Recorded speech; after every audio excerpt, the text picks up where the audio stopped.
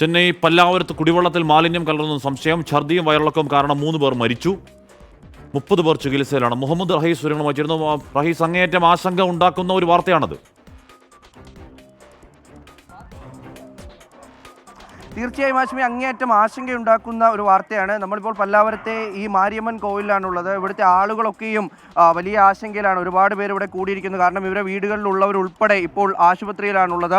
ഇവിടെ എത്തുമ്പോൾ നമുക്ക് കാണാൻ കഴിയുന്ന ഏറ്റവും പ്രധാനപ്പെട്ട കാര്യം, റോഡുകൾ മുഴുവനും ഇപ്പോൾ ഏതാണ്ട് മലിനജലം കൊണ്ട് നിറഞ്ഞിരിക്കുന്നു. അവിടെയൊക്കെയും ഇവർ ബ്ലീച്ചിങ് പൗഡറൊക്കെ വിതറി ഒരു താൽക്കാലിക കണ്ണിൽ പൊടിയിടൽ എന്നുള്ളൊരു പരിഹാരത്തിലേക്ക് നീങ്ങിയിരിക്കുകയാണ്. ഇവിടെ ഒരു പൊതു ശൗചാലയമുണ്ട്. ആ ശൗചാലയത്തിൻ്റെ സെപ്റ്റിക് ടാങ്ക് ലീക്കായി അത് കുടിവെള്ളത്തിൽ കലർന്നു എന്നാണ് നാട്ടുകാർ പറയുന്നത്. ഈ പ്രദേശത്തുള്ള ഏതാണ്ട് 30-ലധികം പേർ ഇപ്പോൾ ആശുപത്രിയിലാണ്. അത്തരത്തിലൊരു 3 പേർ മരിച്ചിരിക്കുന്നു. ഇന്നലെ രാത്രിയോടുകൂടിയാണ് ഇങ്ങനെ ഈ കുടിവെള്ളം കുടിച്ചവർക്ക്, കോർപ്പറേഷൻ്റെ പൈപ്പിൽ നിന്നും വെള്ളം കുടിച്ചവർക്ക് ഇത്തരത്തിൽ ആരോഗ്യ പ്രശ്നം ഉണ്ടാകുന്നത്. അങ്ങനെ 20 പേരിലധികം ആശുപത്രിയിലാകുന്നു. ഇപ്പോൾ 3 പേർ മരിച്ചിരിക്കുന്നു. ഓരോ നിമിഷവും മരണസംഖ്യ ഉയർന്നേക്കാം എന്നുള്ള ആശങ്ക ഉൾപ്പെടെയുണ്ട്. കാരണം ആശുപത്രിയിൽ നിന്ന് തിരിച്ചെത്തുന്നവർ പോലും പിന്നീട് അവർക്ക് അസുഖം കൂടുന്ന തരത്തിലേക്കാണ് മാറിയിരിക്കുന്നത്.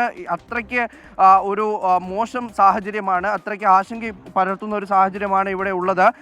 ഇവിടെയുള്ള ഒരു ശൗചാലയം അത് പൊട്ടി, അതിൻ്റെ സെപ്റ്റിക് ടാങ്ക് പൊട്ടി അവിടെ റോഡിലെക്കുകയും അത്തരത്തിൽ മാലിന്യങ്ങളാകുന്നു. ഇത് കുടിവെള്ളവുമായി കലർന്നിട്ടാണ് നൽകിയത്. എന്തായാലും പല മാലിന്യങ്ങൾ കേട്ടിട്ടുണ്ടെങ്കിലും ഇത് ആളെ കൊല്ലുന്ന രീതിയിലുള്ള മാലിന്യം എന്താണ് കുടിവെള്ളത്തിൽ ഉണ്ടാകുന്നത് എന്ന കാര്യം പരിശോധന നടക്കട്ടെ. 30 പേർ ചികിത്സയിലാണെന്നുള്ളത്.